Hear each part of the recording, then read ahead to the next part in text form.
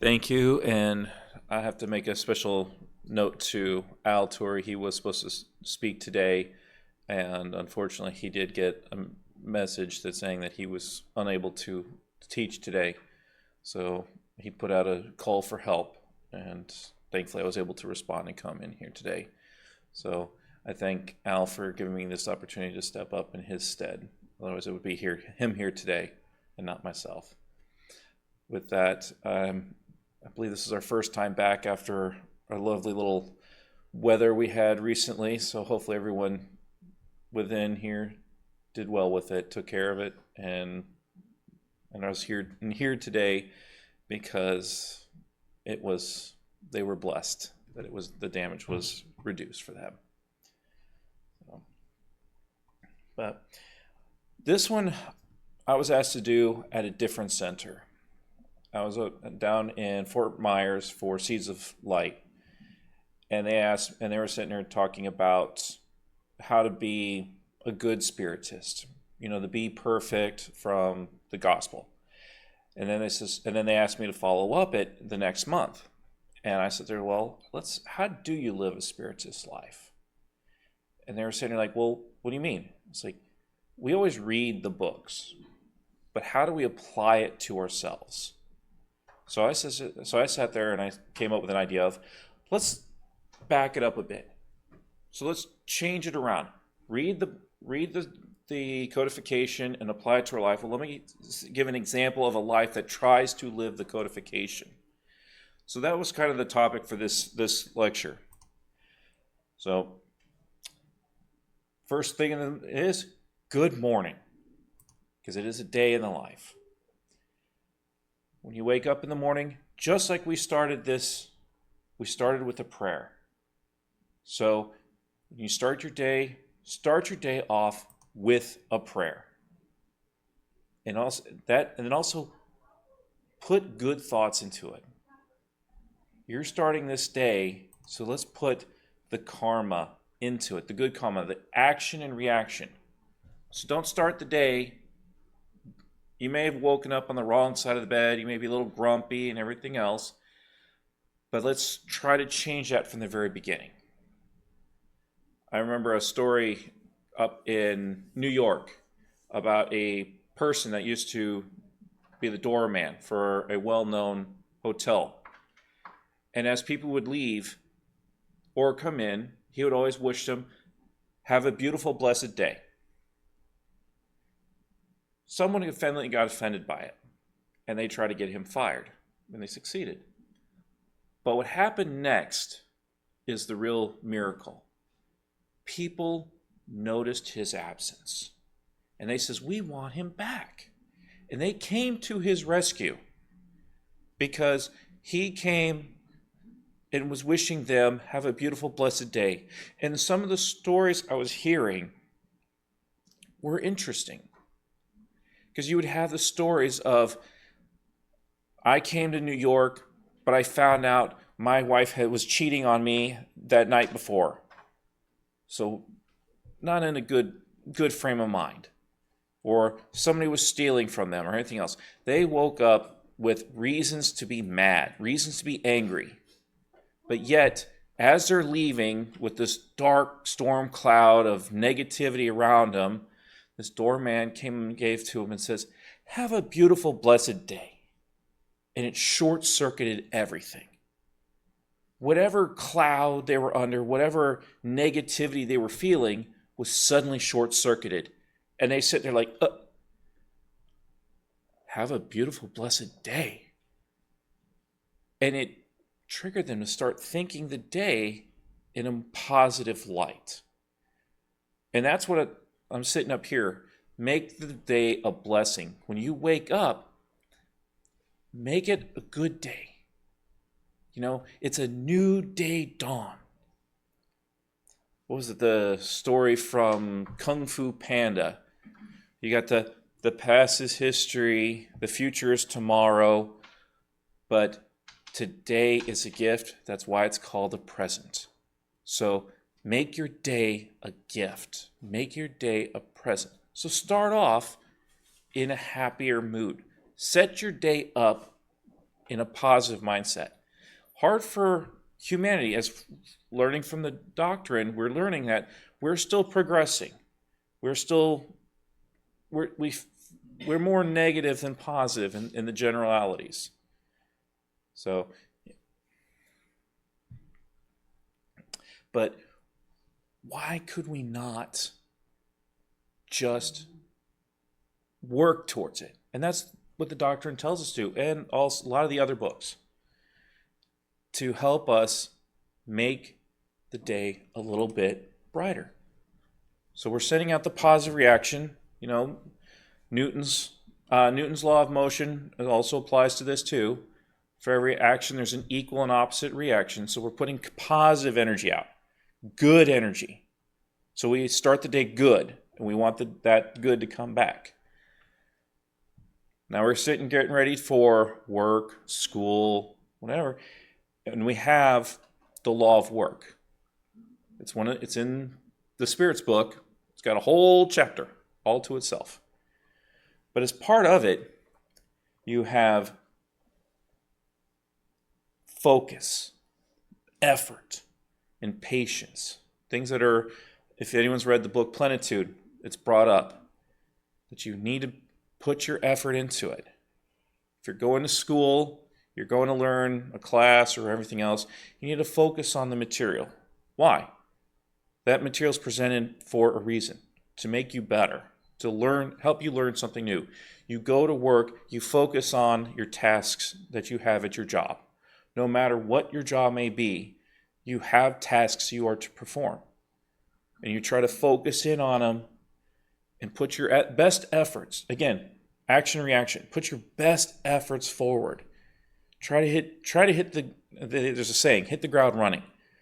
So hit the ground positively. Try to go in the job that you're going to go in there and try to do the best job you can. Have patience, because you're starting your day. It could be an 8-hour, 10-hour, 12-hour, or for some in the medical professions, they go to 20, 24 hours. So there are some people that will put in some very, very long hours. So they need to have patience. And they know that they've got to go through with it. And within the teachings of the books, justice, love, charity, duty to combat pride, selfishness, and ego. So you're sitting there. Why were you given this job? Because you were the best person to do it. That of all the people that was chosen, you were chosen. Does anyone remember that little saying from the book of Isaiah? God says, well, whom shall I send? And I raise my hand, please send me. Well, when you chose your profession, when you chose to, or for those in school, you're going to school to learn, and you're trying to do your duty, and you're trying to learn. So you can do justice. When you're in school, you're doing justice more to yourself, because you're giving yourself the advantage. You're giving yourself the knowledge to learn. You're also showing love to yourself, love to your fellow human beings by doing your job. You may not like it. It may not be fun. But to some, their passion is their work, and then they love it. So, well, I'm sure you can agree to that one being a wonderful artist and painter. So that you love your work. But that's not the love that the doctrine talks about, because it's your love for fellow human beings. I'm out there building roads, trying to make things better. Yeah, makes a lot of people mad, makes a lot of people angry, because we're always closing lanes and making things sing. But what happens when we're done? When we're gone, the road is open, and it's improved, it's new, it's different. They were like sitting like, hey, I like this. Well, we're already long gone, so it's kind of like thankless at that point.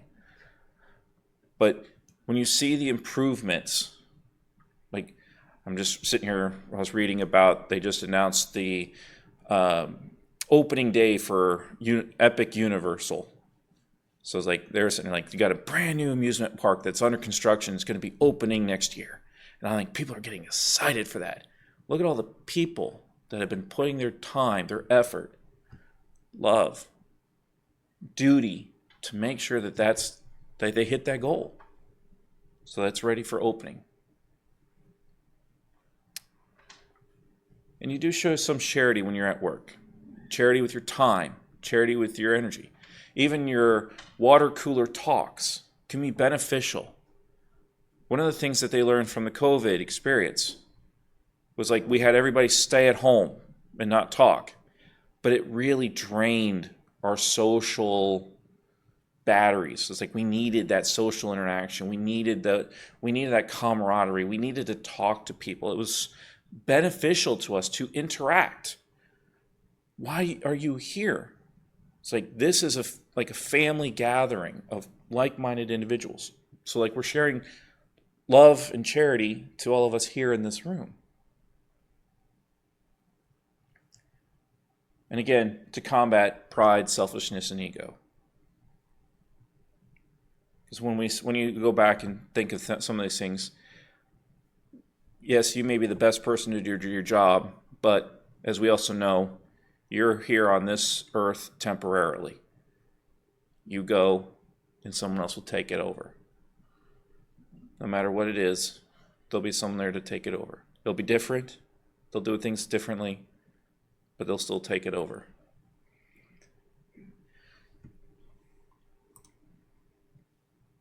Render good for evil.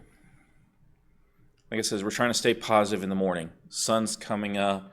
We just had our cup of coffee or orange juice or good breakfast, everything else. So we kind of were rested. We're still in that good mentality. So we should keep doing good, as much good as we can in the morning. Because like I said, we got the whole rest of the day to do. This is just morning. So again, trying to start off good. Keep building. We need to remember that we're all brothers and sisters. How many books have we read? How many things have we said? Like the doctrine, Andre Louise, Emmanuel, all these different books tells us that we are all brothers and sisters. No matter our background, race, creed, everything else, we're all brothers and sisters. So we can all come together and have one big group hug. No matter who you are, where you're from, like it says, whether you go for this or this, like if you're a Buccaneers fan versus a Jaguars fan versus my Dolphins fan, you can all come together and say and enjoy yourself. So we're getting close to that time of year where we're going to start to celebrate the holidays. So we'll all be coming together here in the near future. So we're going to make it to lunchtime. So it's good afternoon. So now we're taking our break. You've worked 4 hours typically, 4 to 5 hours depending on your day. So you're finally stopping to take a break, re-nourish yourself. We also hear from the way the doctrine teaches us that you need to put good nutrients in your body. Flesh gives rise to flesh. And everyone remember that from the Spiritist book, and that's saying like it's like why do we have to eat meat and everything else? It is for this material envelope requires it, and it says it was designed to do that. But it doesn't mean we did throw in garbage. We don't throw in junk, because we are responsible for our physical bodies. Andre Louise was granted a suicide because he smoked. Has anyone read Non Solar? They called him a suicide. But I didn't commit suicide. I died of old age. I was like, no, you died early because you smoked and you knew it. You're a doctor. You've seen the studies. You've seen the results. So you know that you have to put the good in you. We're Spiritists. We know this stuff. So we're held to that little bit higher standard. If you know it's good for you, you need to do it. Yes, you're allowed your indulgences and everything else. There's the old saying that you have the cheat day. But you can't have a cheat day every day or a cheat day all day. I also like to take lunches for me, because more often than not, I'm by myself when I go for lunch. It's not like I don't usually have the social gatherings. And I don't know how many of you do the same.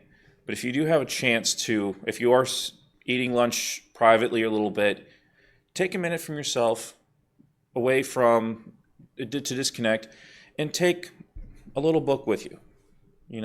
Happy Life, Andre Louise, or something like that. Something to read. Just to, one, it takes your mind off of what you have been doing, and you can sit here and do a quick little study and something that will be beneficial to you. So just sit there, read 5 minutes. Doesn't have to be much, just enough to give you food for thought.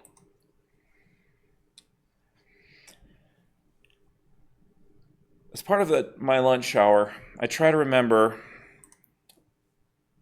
these two.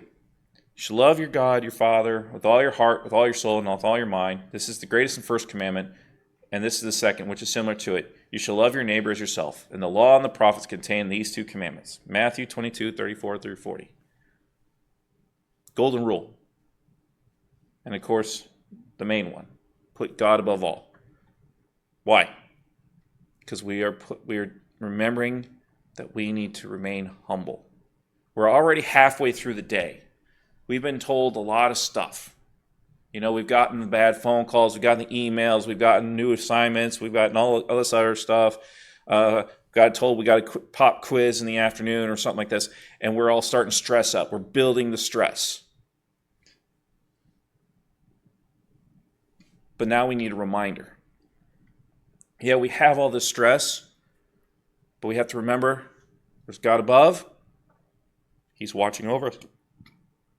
And we should be mindful of Him. We shouldn't allow again, going back to the previous slide, we can't allow our ego to jump in. How many times do we hear that within the doctrine? For those who've read through the Spirit's book, how we have to be mindful of selfishness, ego, pride.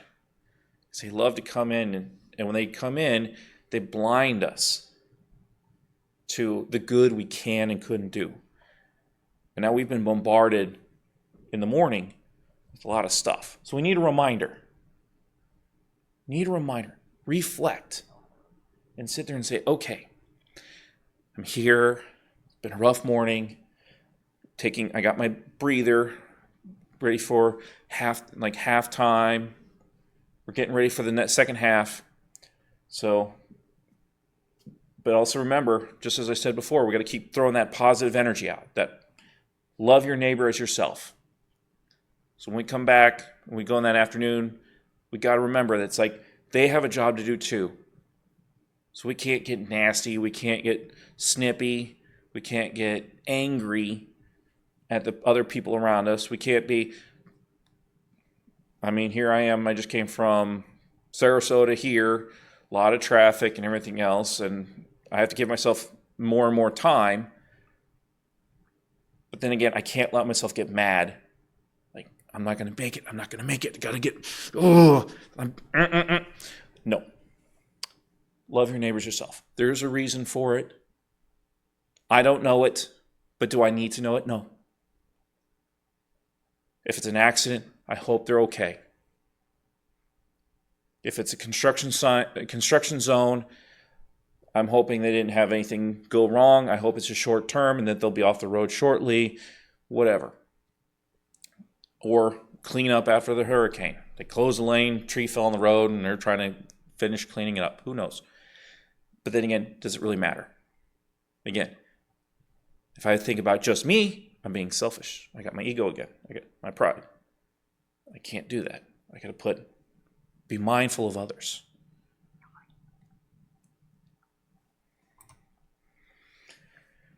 Without charity, there is no salvation. There's charity again. So you're out there at lunch. Did you say something nice to the person who gave you your lunch? Not just a tip, but be nice, hey, how are you doing? Everything else. Are you watching out for your other fellow human beings when you get your break? Are you out there helping them have a good day too. Like I said in the first one, have a beautiful, blessed day. That was a doorman. He did it the whole time he was on a shift. So even if it was the evening, have a beautiful, blessed day. Or have a beautiful, blessed night. Let's keep the goodwill going. It's the one thing that we keep getting tasked with within Spiritist doctrine. They say we should be trying to promote the good.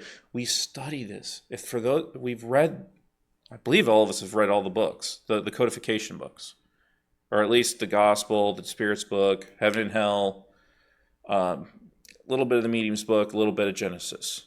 If you've had all those, you're probably in a good state. But then again, we encourage you to read other books. We encourage you to read Andre Luis. We encourage you to read Emmanuel. We encourage you to read, if you've got the strength for it, God bless you, definitely read Joanna de Angelis. So there's a lot of material in there. Divaldo Franco's got numerous books that come out there. I'm still reading the Manuel Miranda series about the planetary transition. Fascinating reading. I'm still in shock and awe about that one there, with people from Alcyone coming into down to our plane who are this young lady's age. If the reference, the first thing in planetary transition mentions the tsunami in Indonesia, 2004. Now, like I says, I know that book hit me pretty hard because I did have a coworker. They were over there for their honeymoon. He died in that tsunami. Him and his wife. So reading this book and seeing how the spirits came to the aid to rescue all them, that hit me hard. Because not only did it say, and going back to what we were saying before, in that book alone, it said spirits of all persuasions came. Muslim, Jews, Christians, Spiritists, Hindus, you name it, they were there in spirit form to rescue all the recently discarnated spirits that were there. They came and helped because they know the importance of it. That shook me hard. One, like it says, losing someone I knew in that, and then being introduced to Spiritism shortly thereafter. And then reading and then when you get towards the end of the first book, they talk about the spirits from Alcyone that are being brought here to help us progress into a world of regeneration. And you sit there, and I sat there and think, okay, simple math, 2004, 2024, 20 years. So you're looking at spirits that have been coming here and that are roughly college age. Of course, you got a little bandwidth on that. But you're sitting here looking at a new generation that's going to help us. They're going to guide us. They're going to lead us. They're going to inspire us to be better. They're roughly 20 years old.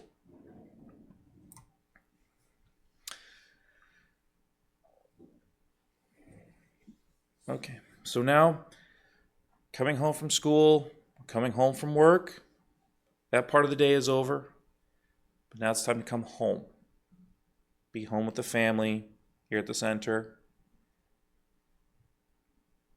I always recommend do the gospel in the home at least once a week. Do the random reading, pick it up, and encourage the whole family to participate. With all these times that I keep bouncing around all these different centers, and they're on different parts of the Spirit's book. One of them, Tampa and St. Pete are doing, take that back. Tampa and Plenitude are flip-flopping. Plenitude does 1 week gospel, 1 week Spirit's book. Then Tampa does half the day they do Spirit's book, then the other half they do gospel. Then the next Sunday it's half gospel, half memes book, and they round robin it. So that on their 4th week is Q&A. Wonderful stuff that they do, and so that way they keep doing that. Why do I bring that up? Because it's allowing the people to come and talk and figure out. If I bring up one question from the Spirit's book, gospel, how does it apply to you? We have several different people here. We will get several different answers because how you see it differs. And that's good. That's wonderful. We want that. I'm going to pick on you again, Mr. Will, just because as an artist, I keep being reminded of the art students that are always brought around and they go around in a circle and they're painting or drawing or sketching. They're doing some artwork with whatever's in the middle. So, like if I take this plant right here in front of me, it looks different from my point of view than it is from your point of view, from your point of view, and your point of view, and even your point of view. It's different, but it's the same. Just because of where we are in our path. So, this plant here, when we were to paint it, or sketch it, or draw it, or photograph it, whatever our chosen means of methods, to remember this is unique and special. And it's also true. True to you. But I can take this, share this, show my version of this to you. And like, I haven't seen it from that point of view before. Because I'm seeing it from a different perspective. I came in here today after not being in here for about 2 months and noticing that how much this place has changed in just 2 months. The way how this center has looked, and over the course of even a year, every time I come here, it's changed a little bit. And it's a little bit more beauty, a little bit more something special added. And I see that. So when we're going through doing the gospel of the home, ask, what is your version of whatever is being read? That's because it helps. Because since I see something from this angle, you see something from that angle, you may see something that I'm missing. And together we get the complete picture.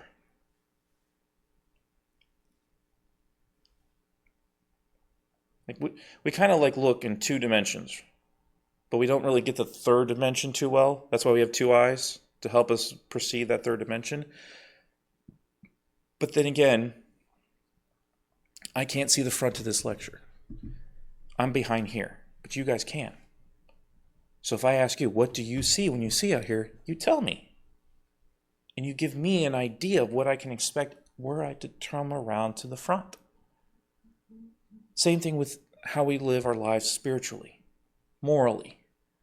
We've all seen and done different things.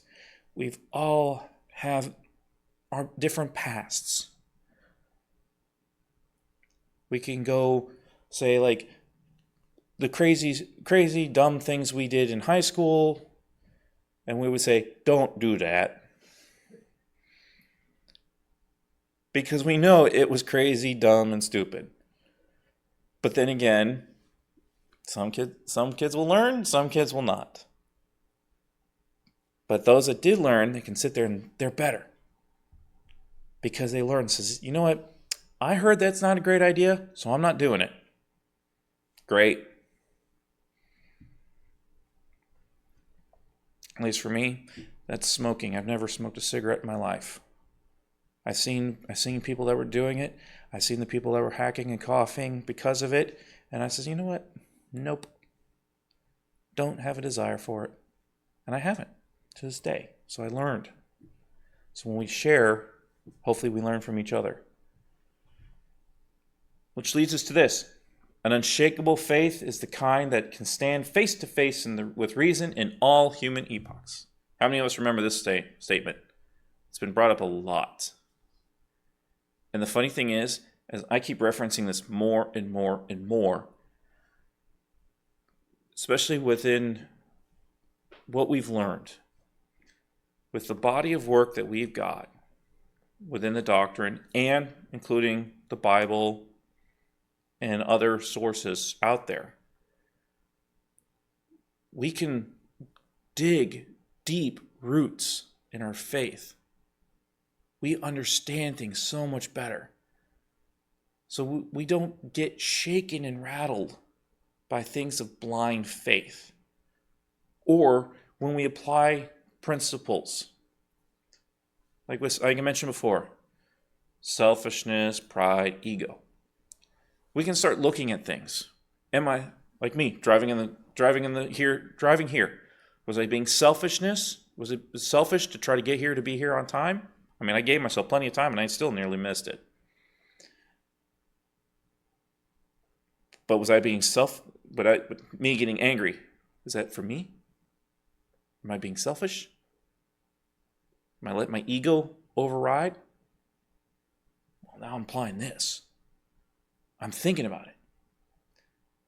That's where I have to have my faith. I have to sit there and believe. Go in there and start thinking about it. Am I living the golden rule? Am I treating my fellow human beings as my brothers and sisters, or treating them as I want to be treated? Am I going through and doing this? If I mess up, do I want to be forgiven? Do I want to be given a second chance? Absolutely. So I should extend that to others. Yeah, I may be hurt. I may feel a little bit betrayed. Betrayal, that may be partially my ego or my own pride that's wounded. But I should get over that, because I got to have love and charity and show this other person. Says, you know what? I know you messed up this time. Let's not do it again. Here, what can we do to make sure you don't do that again? Now we're improving. We're building on each other. We're building that unshakable faith. How many of us here participate in the Caravan of Love that's done by the center? Well, once or twice, doesn't matter, but you still have done it. It puts things in perspective, doesn't it? When you sit there and you look at these people, do you ask their story, why they are, where they are? No. You're helping them. You're giving them hope. You're giving them inspiration. You're giving them courage. Maybe they'll get out of it. Maybe they'll sit there and say, like, hey, you guys were nice to me. I think it's time for me to clean up my act, get better, and improve. Are we doing that? I mean, that's exactly what the Spirits teach us. How many Andre Louis books have we read where that exact same thing happens? But now we're talking about a spirit. Or Emmanuel, where he sit there, we're reading in his novelizations, where he sits there and tells you about the moment, the aha moment, when it was awoken in him to be loving, be shaped. Especially Emmanuel, because if you go through 2,000 years ago, 50 years later, Renunciation, there's 3 books, and you see his faith get stronger and stronger and stronger. And he doesn't waver. After his time as Publius Lentulus, and seeing the unshakable faith of his wife Livia before her untimely removal from the earth, and then he finally has his moment to his awakening behind it, he was unshakable. In those 3 lifetimes afterwards, he came back and proved it time and time again. Once it's in your soul, once it's in your spirit, it can't be taken away from you. You know it to be right. And the learning that you're receiving here and the learning you do on your own is the same way. It's bounding you down. And hopefully it's also giving you a framework, a guideline to help make your path forward, or how to help your community and inspire things to the fore. So let me jump the gun for you since you're taking photos.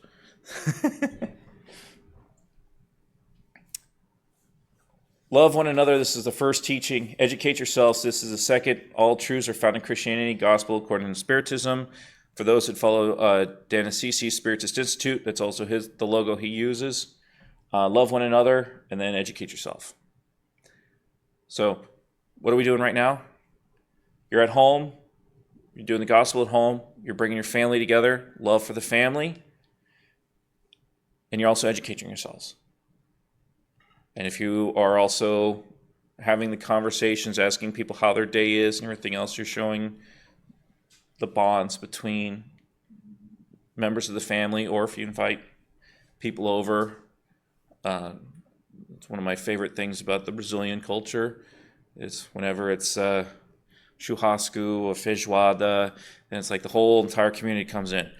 So then it's like the family gets a lot bigger, and I enjoy it. I love it. I love that camaraderie. It's like all are welcome. All are welcome at God's table. Honor one's mother and father. It's not just a commandment. It's written about in our doctrine. And there's reasons for it. Just as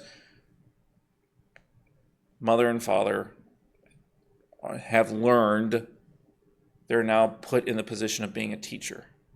So not only are they a student, but they're also a teacher.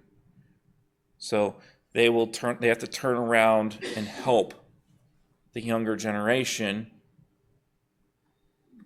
go through what they've gone through. Be a teacher. So that's why they say, like, sometimes it's the stuff you don't like. Clean your room, make your bed, fold your laundry, those kind of stuff, or help with the dishes. Why? It's like, it's not fun. It's not, is it? But it's got a purpose. Just like people that go to the gym, they're pounding, lifting weights. Think it's fun? No, it hurts a lot. When you're sitting there cranking a heavy weight, it hurts a lot. But why? It's an intentional suffering for a positive result. So,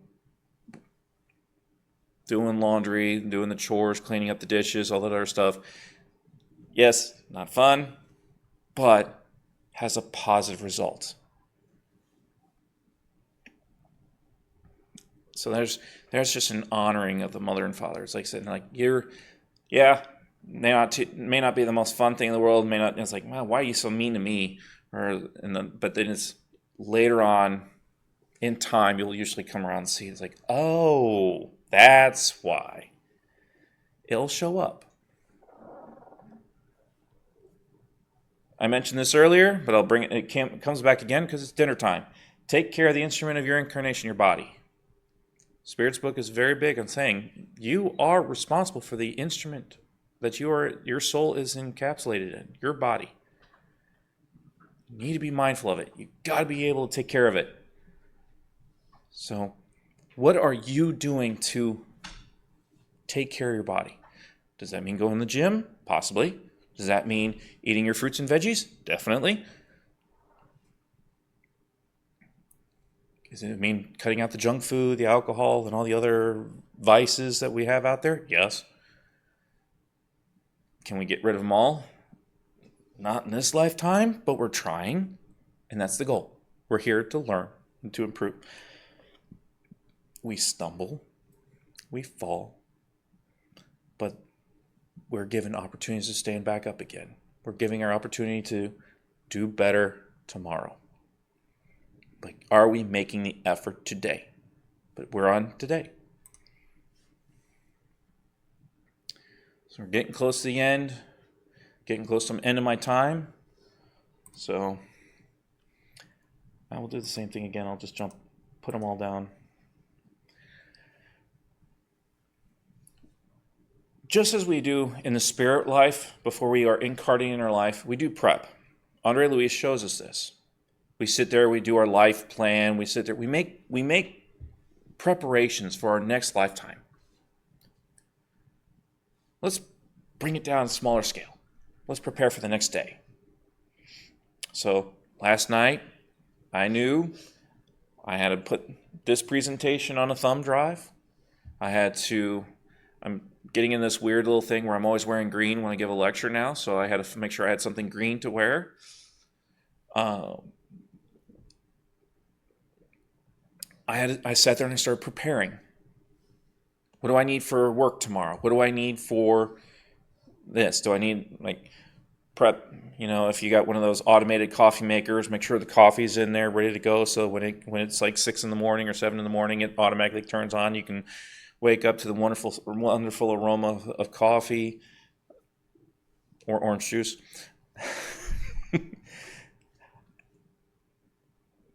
Take time to prepare. Because the other good thing too is when you prepare for the next day, it makes it easier. So if you accidentally oversleep, it's all right. This is done. This is all ready to go. You just grab your keys, grab your coffee, off you go.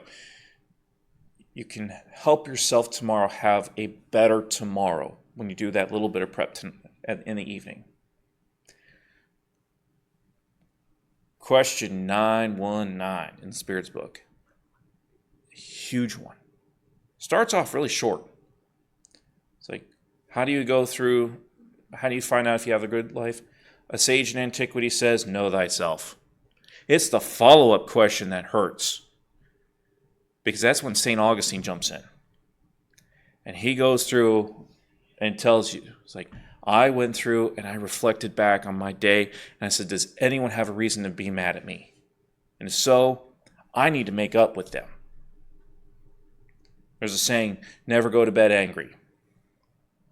There's a lot of wisdom in that. There's a lot of power in that. So put that effort in. Who has reason to be mad at you, be angry at you? And can you relieve that pain? Can you relieve that anger? Can you relieve that suffering? I guess it's like when you get grounded and it's like they take away your phone or something like that, and I was like, oh, Mom, why'd you have to do that? And then it's like, but then Mom will come in and sit there and says like, well, it's for your own good. It's for da-da-da-da-da. I have to take this away for the moment. That's when she's trying to come back and says, I love you. Yes, you're still grounded, but we still love you and we want the best for you. That kind of, I'm sure it sounds familiar. Yeah, I've never gotten grounded. Never gotten grounded. Good for you. See. See. Well, maybe she's one of the ones from Alcyone. We never know. Maybe the ones that are leading us to the next level. But that's what we're after. We're trying to go reflect, think. Have we done all the good that we could do today? Have we removed all the bad that we didn't have to do? So let's do it. Let's prepare. That could also be a meditation. I didn't put that in here. But that is usually when you do kind of like when you're sitting here thinking about it, you kind of go in a meditative state. And if you don't if you're like saying, well, how do I, again, to know thyself, if you have a little trouble, use a little bit of American history here. Go read up on Benjamin Franklin, on his 25 virtues and his method that he did. He listed his 25 virtues, and every week he focused on one. He's still supposed to focus on all of them, but he put one that he was really, really working on. And if he did well, or anytime he goofed, he put a dot on the page. And he had his big old notebook. So now, and over time, it didn't go clear, but the number of dots went down. So there's the know itself. But while you're doing that, you can also meditate. You can sit there, which we will do here shortly. And the same thing we do when we finish, we always do a closing prayer. Close the night out with a prayer. Thank God for the wonderful day that you had. Even if it was horrible, still thank him for the day. Be with you as you go to sleep at night, realizing that your spirit will be active.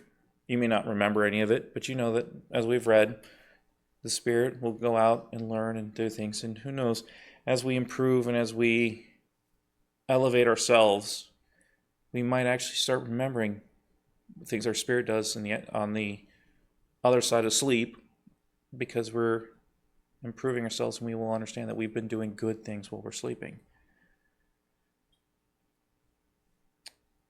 True Spiritists are recognized by their moral transformation and efforts to overcome their evil inclinations. Gospel according to Spiritism 17. As I said before, moral transformation and efforts to overcome evil inclinations. Does it say you're perfect? No. That's Jesus. We're trying to emulate Jesus. We're trying to be like Jesus. But we know we have sinned and fall short of God. So we know that we are not going to make it to perfection this lifetime. But we know we got next lifetime. But we still should do as we go to the beginning, prepare for the next day, prepare for the next incarnation. You don't want to contract karmic debts in this life that you have to pay for in the next life. Because then you'll go into that life and you'll say, why am I having such a rough time? Spirit's book says you did something in the past one, and you're making up for it in this one. So, again, prepare. Prepare. Make it easier. Focus in on how you can make the next day better. And as you make the next day better, next month, next year, next life. So, is there any questions, comments before we move on to vibrations? Nope. All right, then let's start closing down, put on the music, turn down the lights.